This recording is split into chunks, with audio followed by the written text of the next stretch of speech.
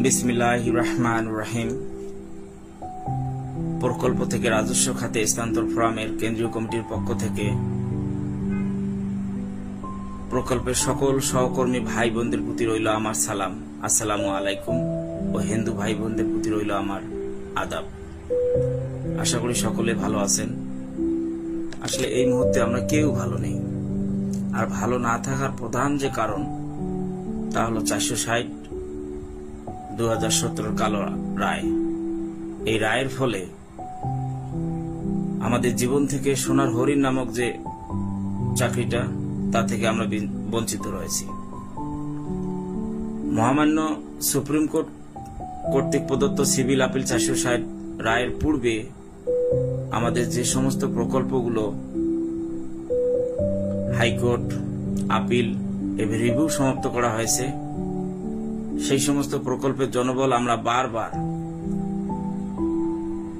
মন্ত্রণালয় অধিদপ্তরে যোগাযোগ করার পরেও কর্তৃপক্ষ আমাদেরকে 460/2017 সেই কালো রায়ের পর্যবেক্ষণগুলোর অজুহাত দেখিয়ে রাজস্ব খাত থেকে আমাদেরকে বিরত রেখেছে। তাই আমি শতভাগ নিশ্চিত করে বলতে পারি, এই 460/2017 কালো রায়কে যদি আমরা সংশোধন বা পরিবর্তন করতে না পারি, তাহলে আমরা কোনোদিনই রাজস্ব খাতে যেতে পারবো না। আর এই কারণে আমি বলতে পারি, আন্দোলনের কোনো বিকল্প নাই নাই নাই। আন্দোলনের লক্ষ্যে বা আন্দোলন সফলভাবে করার লক্ষ্যে আমাদের যেটা করণীয় তা আমাদেরকে অবশ্যই করতে হবে। সেই লক্ষ্যে আমরা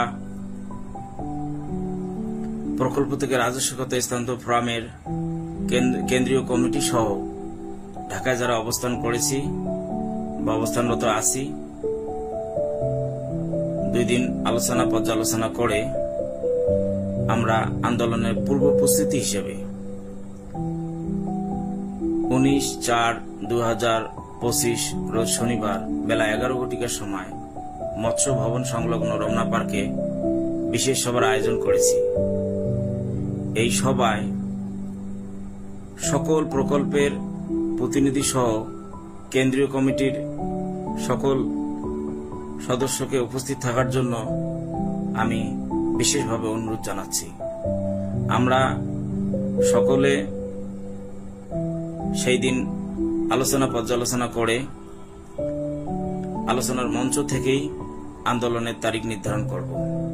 আমি কেন্দ্রীয় কমিটির পক্ষ থেকে আপনাদেরকে আবারও বিশেষভাবে অনুরোধ জানাচ্ছি, উক্ত আলোচনা সভায় আপনারা বহু সংখ্যক জনবল উপস্থিত থেকে আন্দোলনের তারিখ ঘোষণা করে আন্দোলন যাতে আমরা সফলভাবে করতে পারি এবং সফলভাবে আন্দোলন করে এবং সফলতা অর্জন করে আমরা ফিরে আসতে পারি, সেই জন্য আপনারা সবাই উপস্থিত থাকবেন এবং আন্দোলনের তারিখ আমরা ঘোষণা করব। সকলকে ধন্যবাদ।